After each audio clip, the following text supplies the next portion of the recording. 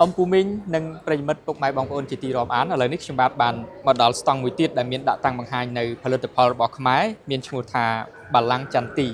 chẳng chụp chúng môi nông chặt stong tầm lòng chỉ việc số bóng say bạn ai bị che bàn tết ta political từng on nick polit nơi tì na đái hay bạn miễn lại cái nào bị say giờ mấy class đái អូខេបង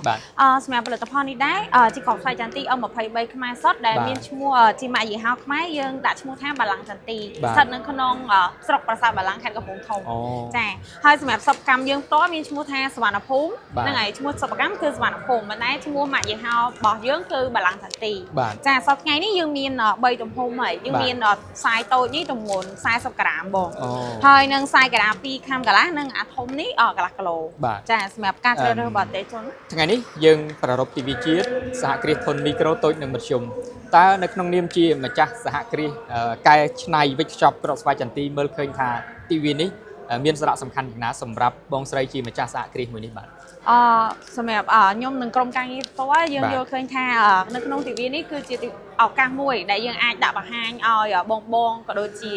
មិនថាថ្នាក់ដឹកនាំមិនថាប្រជាពលរដ្ឋខ្មែរគាត់បានដឹងថានេះផលិតផលក្នុងស្រុកយើងក៏មានដែរមានច្រើនមានជម្រើសច្រើនហើយជាផលិតផលមានគុណភាពស្របតាមស្តង់ដារមិនថាជាតិនិងអន្តរជាតិទេចាតាមខ្ញុំដើរមើលមិញឃើញថាផលិតផលក្របស្វាយចន្ទទីរបស់ខ្មែរមានច្រើនម៉ាកយីហោអញ្ចឹងតើក្របស្វាយចន្ទទីបាឡាំងចន្ទទីពីខាងខេត្តកំពង់ធំមានអ្វីលក្ខណៈពិសេសខុសគេដែលអាចប្រកួតប្រជែងនៅក្នុងទីផ្សារនៅកម្ពុជាយើងបានអូខេបងអញ្ចឹងខ្ញុំលើកយក3ចំណុចចុះទី1ខ្ញុំមានជំរើសទៅលើទំហំច្រើនដូចខ្ញុំជំរាបជូនមិញទី2គឺជំរើសទៅលើរសជាតិចាយើងមានប្រភេទនេះគឺជាប្រភេទ original គឺមានន័យថាសម្រាប់បងដែលគាត់ស្រឡាញ់សុខភាពគឺគាត់អាចជ្រើសរើសយកប្រភេទនេះបានអញ្ចឹងសម្រាប់ប្រភេទនេះគឺការញ៉ាំដែលមានសម្បកជាចំណូលចិត្តមនុស្សមានវ័យចំណាស់គាត់ចូលចិត្តមានសម្បកតិចអញ្ចឹងណាបងហើយនឹងប្រភេទមួយទៀតនេះគឺជាប្រភេទដែលអត់មានសម្បកទេអញ្ចឹងអាចថាគាត់ជាក្មេងៗចូលចិត្តញ៉ាំហើយនឹងបងដែលគាត់អត់ចូលចិត្តសម្បកគាត់អាចជ្រើសរើសបានសម្រាប់ទី2នោះគឺការវិខ្សោរបស់ពួកខ្ញុំយើង focus ទៅលើស្តង់ដារបងស្តង់ដារគុណភាពយើងចង់លក់នៅក្នុងស្រុកឲ្យមានគុណភាពហើយយើងចង់នាំចេញទៅក្រៅទៀតហ្នឹងហើយទើបយើង apply ជាប្រភេទបែបនេះហើយគ្រប់ផលិតផលខ្ញុំទាំងអស់ទទួលបានការទទួលស្គាល់យើងចោះចូលប្រព័ន្ធត្រឹមត្រូវយើងមាន lab test បាទយើងមាន lab test ក្រៅពីការចរាចរណ៍លក់នៅក្នុងទីផ្សារក្នុងស្រុកហើយតើសិប្បកម្មរបស់បងបាននាំចេញទៅខាងក្រៅប្រទេសទេឥ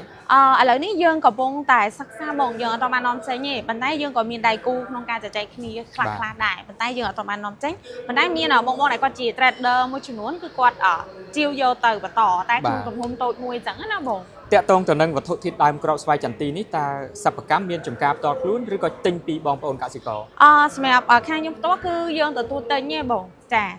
យើងទទួលទិញពីខាងយើងមានក្រុមជំនាញខាងគាត់ sourcing តែគាត់ជាដៃគូសហការដូចគ្នាដែរចាគាត់មានឈ្មោះថាប៉ានីកអាក្រូដែលជារោងចក្រគាត់sourceពីខាង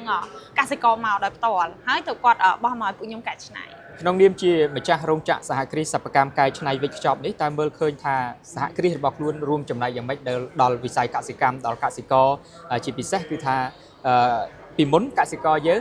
ដាំបានផលិតផលរំពឹងទៅលើថៅកែនាំចេញទៅខាងក្រៅប្រទេសប៉ុន្តែឥឡូវនេះមានថៅកែខ្មែរទិញចម្រាញ់ហើយលក់នៅក្នុងប្រទេសកម្ពុជាយើងទៀតអញ្ចឹងរួមចំណែកយ៉ាងណាដល់សេដ្ឋកិច្ចដល់កសិកររបស់យើងអញ្ចឹងខ្ញុំអាចនិយាយបានថាពីខាងសិប្បកម្មយើងផ្ទាល់ទី1យើងផ្ដល់ការងារឲ្យបងប្រជាពលរដ្ឋនៅក្នុងតំបន់យើងផ្ដល់ការងារឲ្យគាត់នៅក្នុងតំបន់ដែលគាត់បាច់ចំណាក់ស្រុកទៅខាងក្រៅទេបងគាត់នៅជាមួយគ្រួសារបានហើយគាត់ទទួលបានប្រាក់ចំណូលមួយទៀតយើងអភិវឌ្ឍទៅលើជំនាញនៅក្នុងការវិខ្សប់យើងទទួលគាត់មកដើម្បីអភិវឌ្ឍជំនាញផ្សេង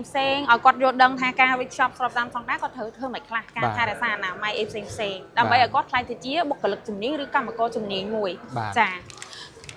ហើយមួយទៀតយើងចង់ចូលរួមលើកស្ទួយការផលិត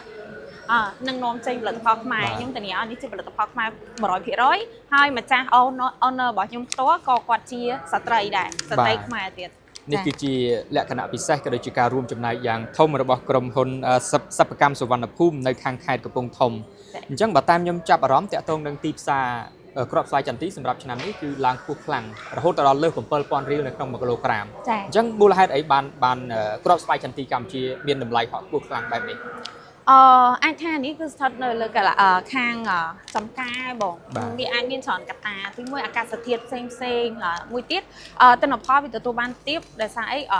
តម្រូវការខ្ពស់តម្លៃឡើងថ្លៃ ចា៎ បាទ តម្រូវការខ្ពស់ហើយអាកាសធាតុក៏វាឆ្នាំនេះវាអត់សូវសមស្របប៉ុន្មានឬ បាទ ក៏បញ្ហាតាក់ទងទៅនឹងបើនៅខាងកំពង់ធំផ្ទាល់ផងដែរខ្ញុំភាគច្រើនខ្ញុំមើលទៅគាត់ខាងនេះវាភ្លៀងលឿនខុសពីឆ្នាំទៅបងចា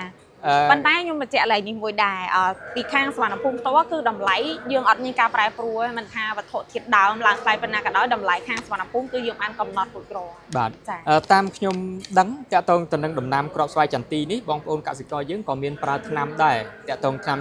ធម្មជាតិផងឬក៏ថ្នាំគីមីដើម្បីបាញ់តាក់ទងទៅនឹងឲ្យមានកាន់ផ្លែកាន់ក្តឹបកាយជាដើមអញ្ចឹងតើការបាញ់ថ្នាំទាំងអស់នោះវាប៉ះពាល់ទៅដល់គ្រាប់ស្វាយចន្ទីដែរវាប៉ះពាល់ទៅដល់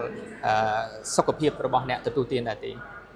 ហើយរកសកម្មផ្ទាល់មានអីដើម្បីពិនិត្យធ្វើតេស្តគ្រាប់ស្វាយចន្ទីថាមានគុណភាពល្អសមស្របអាចទទួលទានមិនប៉ះពាល់សុខភាព ចាអញ្ចឹងមុនពេលដែលមកដល់ដៃខាងពួកខ្ញុំ បាទ យើងមានរោងចក្រមួយទៀតដែលជាដៃគូឈ្មោះថា បាទ ពនីអាក្រូគាត់ជាអ្នកសក់ឲ្យយើងហើយ អូ អញ្ចឹងសម្រាប់ពួកគាត់គាត់ធ្វើការជាមួយនឹងខាងសហគមន៍និងធ្វើការជាមួយនឹងខាង